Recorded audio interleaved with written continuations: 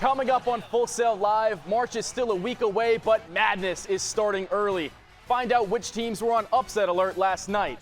The XFL made its season debut this weekend. We'll go over the best moments of week 1. And guess what?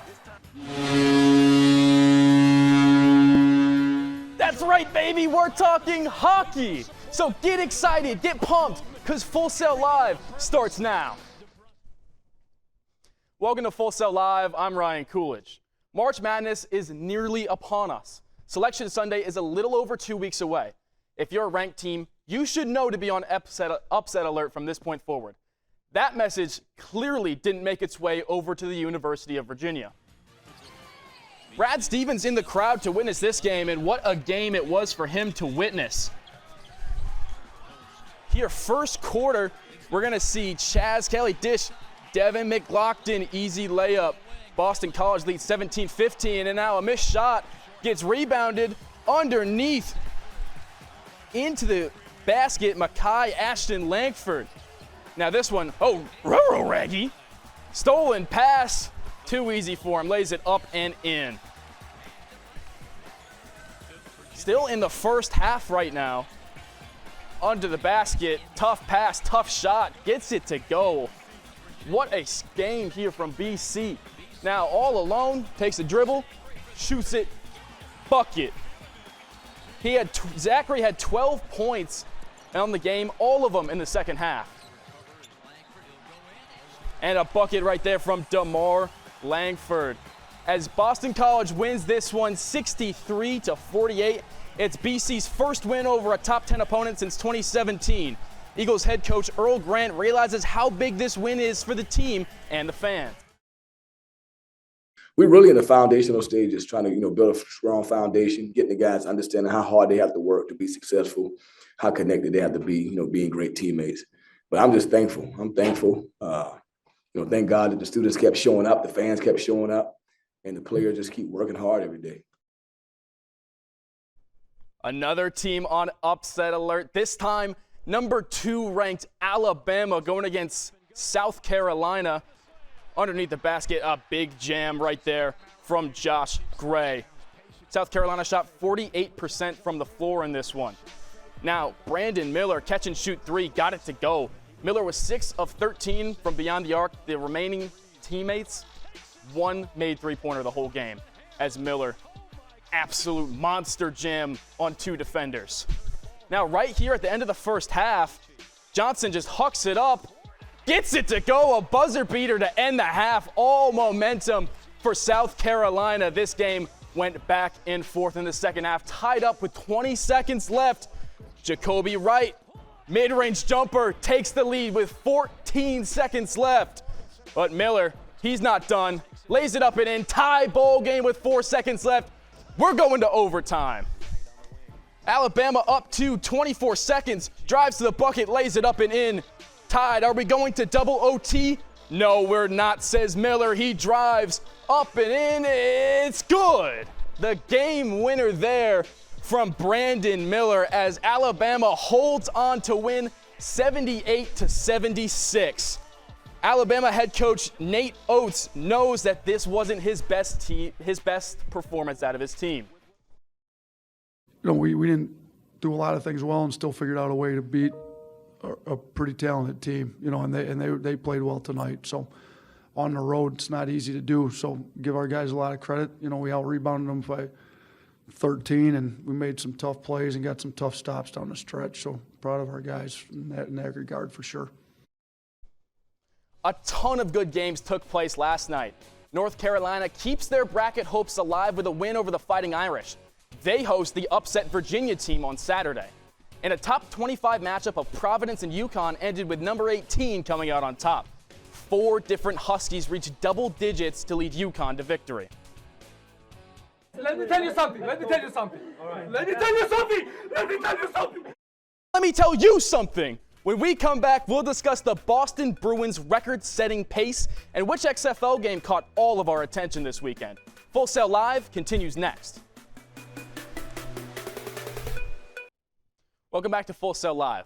Look, it's no secret that the Boston Bruins are on top of the hockey world right now. Their 43-8-5 record is the best in the NHL by a wide margin. While you may know that Boston is really good right now, you may not know just how good they really are.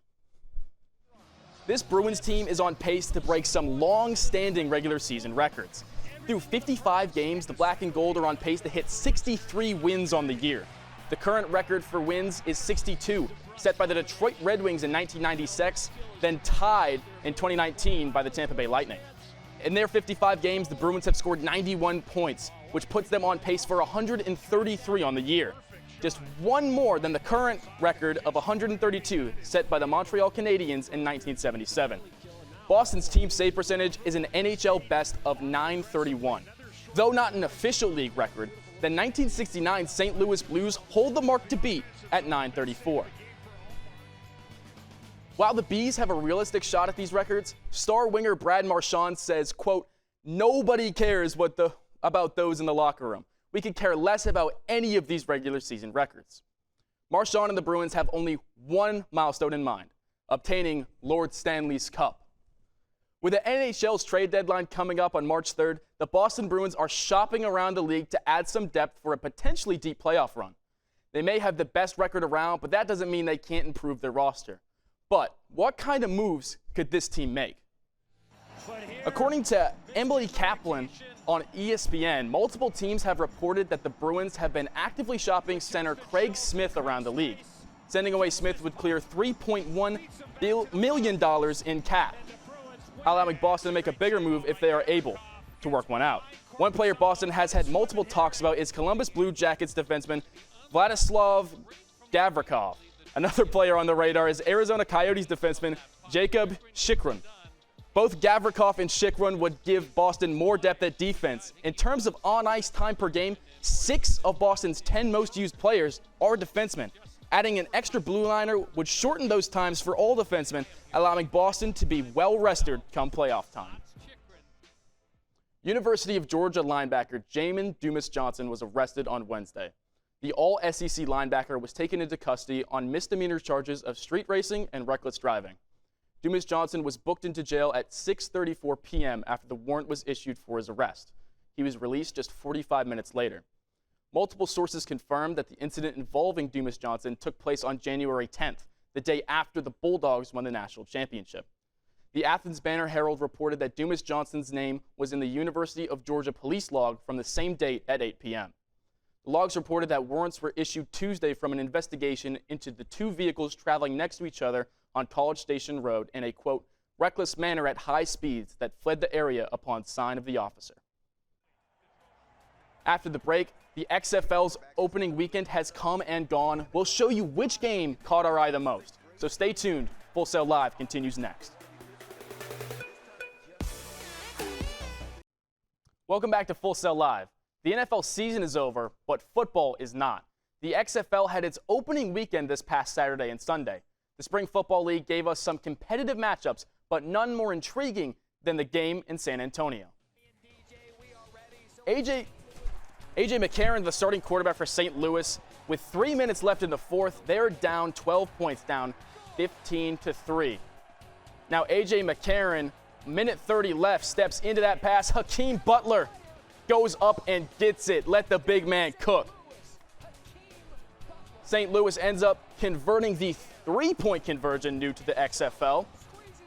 Now down just a field goal. It's a one-possession game.